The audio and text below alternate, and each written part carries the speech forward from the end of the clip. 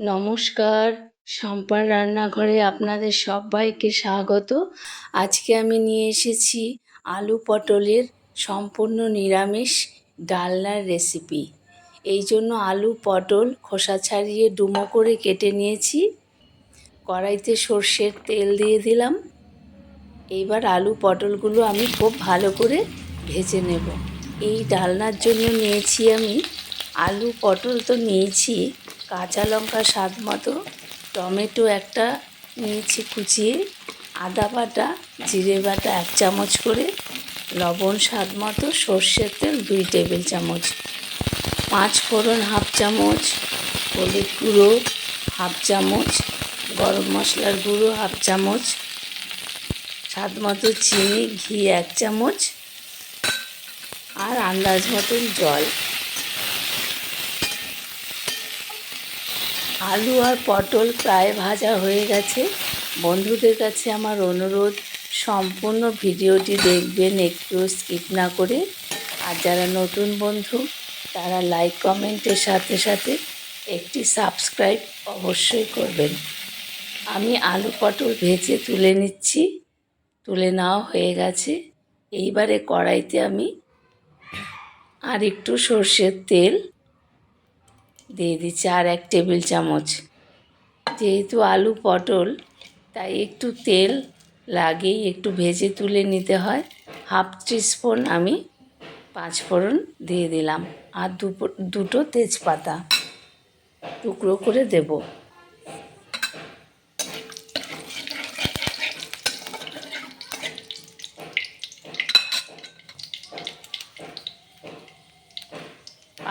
এইবার দিয়ে দিলাম দুটো তেজপাতা টুকরো করে। ফোড়নের সুগন্ধ বেরোলেই এবার আমি কেটে রাখা টমেটোটা অ্যাড করব।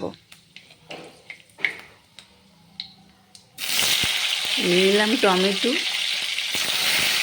টমেটোটা আমি খুব মিহি করে কাটিনি, টুকরো করে নিয়েছি, এমনি গলে যাবে টমেটো। এবার দিয়ে দিলাম 1 চামচ আদা বাটা আর 1 চামচ জিরে বাটা দেব। একটু জল অ্যাড করলাম যাতে মশলাটা ধরে না যায়। এতে টমেটোটাও খুব ভালোভাবে সেদ্ধ হয়ে যাবে। একটু হালকা নেড়ে চেড়ে নিচ্ছি। বন্ধুদের কাছে আমার অনুরোধ, সম্পূর্ণ রেসিপিটি দেখবেন, একটু স্কিপ না করে। একদম ঘরোয়াভাবে এই রান্নাটি করা, অতিরিক্ত তেল মশলার কোনো ব্যাপার নেই, খুব হালকাভাবে করেছি। নতুন রাঁধুনিদের জন্য ভীষণ উপকার হবে। কী করে এত সহজেই আলু পটলের ডালনা রান্না করে সেটা তারা দেখে খুব ভালোভাবে শিখতে পারবে।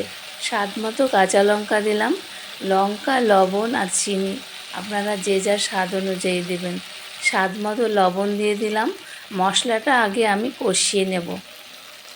আর দিয়ে দিলাম স্বাদ মতো চিনি। এখানে আমি 1 চামচ চিনি দিলাম। আপনারা যে যার স্বাদ অনুযায়ী লবণ, চিনি এবং লঙ্কা অ্যাড করবেন। মশলাটা আমি আগে ভালো করে কষিয়ে নিয়ে তারপর আলু পটলগুলো অ্যাড করব। এবার দিয়ে দিলাম ভেজে রাখা আলু পটল, দিয়ে মশলাটা আরও খুব ভালোভাবে কষিয়ে নেব আলু পটলের সাথে। খুব সাধারণ রান্না, কিন্তু খেতে কিন্তু অসাধারণ হয়েছিল। একটুখানি জল আমি অ্যাড করলাম যাতে মশলাটা ভালোভাবে মিশে যায়। কষানো প্রায় হয়ে এসেছে। বন্ধুদের কাছে অনুরোধ, একটি লাইক অবশ্যই করবেন। একটি লাইক আমাদের কাছে, সকলের কাছে অত্যন্ত গুরুত্বপূর্ণ। একটি লাইক দিলে অনেক অডিয়েন্সের কাছে আমরা পৌঁছতে পারি। দিয়ে দিলাম আন্দাজ মতন জল। এবার একটা ঢাকনা দিয়ে 7-8 মিনিট আমি রান্না করব, যাতে আলু পটল খুব ভালোভাবে সেদ্ধ হয়ে যায়। বন্ধুদের কাছে আবারও অনুরোধ করছি, সম্পূর্ণ ভিডিওটি দেখবেন, একটু স্কিপ না করে। লাইক কমেন্ট ও শেয়ার করবেন। আর যারা নতুন বন্ধু তারা লাইক কমেন্টের সাথে সাথে অবশ্যই একটি সাবস্ক্রাইব করবেন, এই অনুরোধ রইল। দিয়ে দিলাম হাফ টিস্পুন গরম মশলার গুঁড়ো।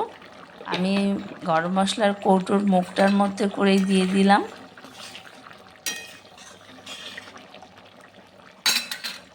এবার দেব হাফ চামচ কি 1 চামচ মতন ঘি। হাফ চামচ ঘি আমি এখানে অ্যাড করলাম। দেখতে সাধারণ হলেও রান্নাটা যদিও খুবই কম তেল মশলায় হয়েছে, কিন্তু খেতে কিন্তু অপূর্ব। পেঁয়াজ রসুনের ব্যবহার নেই, সম্পূর্ণ নিরামিষ এই রান্না।